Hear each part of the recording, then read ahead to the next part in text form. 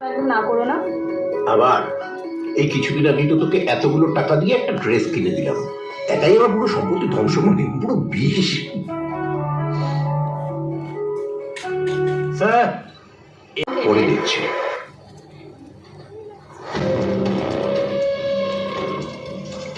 কি বলছো বলো তো?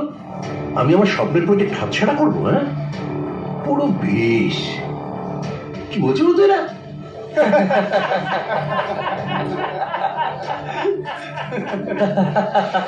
দেখ এরা কি যে বলে, আসলে এদের বুদ্ধি লোপ পেয়েছে। প্লিজ ড্যাড, এদের কিন্তু কোনো কথা শুনবে না।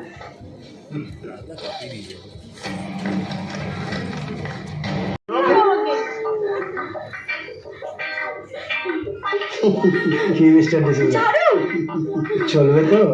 ছাড়ুন, ছাড়ুন আমাকে, ছাড়ুন, ছাড়ুন, ছেড়ে দিন।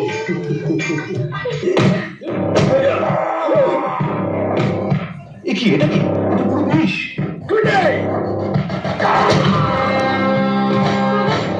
দাদা ওরা না আমাদের সাথে।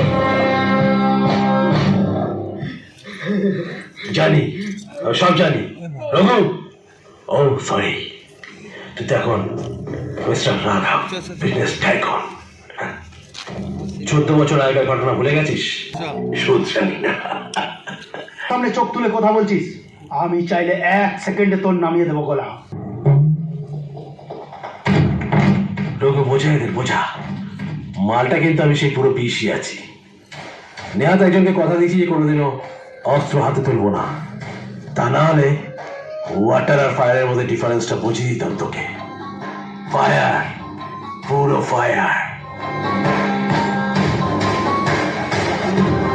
এই চলে আয়। ড্যাড, এদেরকে ছেড়ে দিলে?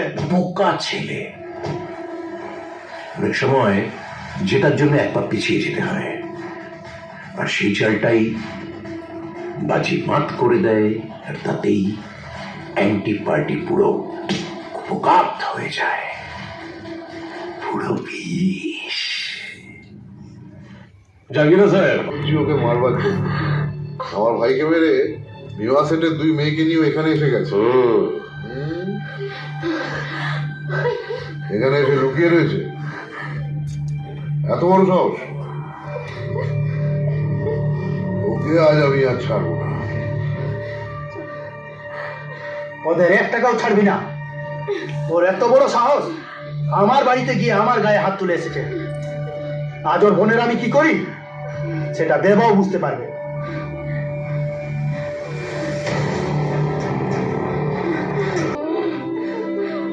ধর, সব কটাকে ধর। একটা কাজ কর, ওদের সব কটাকে ভিতরে নিয়ে চল ঘরে। রেডি সাহেব, আপনি চলিয়ে মজা লুটেঙ্গে।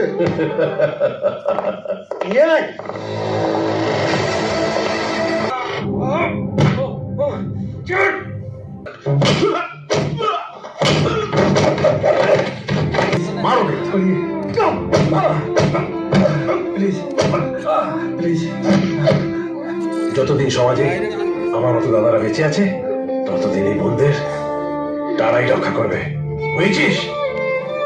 তোদের মতো পাপীদের চোখ দুটো উপড়ে ফেলবে, এটা মাথায় রাখিস। প্ল্যান আছে, ওকে দাদার কাছে নিয়ে যাও, দাদাই ওর ব্যবস্থা করবে। রাখাই ঠিক বলেছে, নিয়ে যাও। আর শুনুন, কেসটা এরকম ভাবে সাজাবেন যেন কোর্টে প্রমাণ হয় দেওয়ার চরিত্র খারাপ ছিল, আরো মাথা গরম করে এটা করে ফেলছে, তাই রাজি করি না, বুঝলে? পুরো বিষ, মানে বাবার মতো হয়েছে আর কি। ড্যাড, একদম ঠিক বলেছ। আমি ওখানকার ব্যবস্থা করে এসেছি, এখন এর একটা কিছু ব্যবস্থা করতে হবে। আর অভি ছেলেটা হয়েছে মহা পেছন পাতা। ওই করে তখন বারণ করলাম, শুনলো না, একবার বোঝো ঠেলা।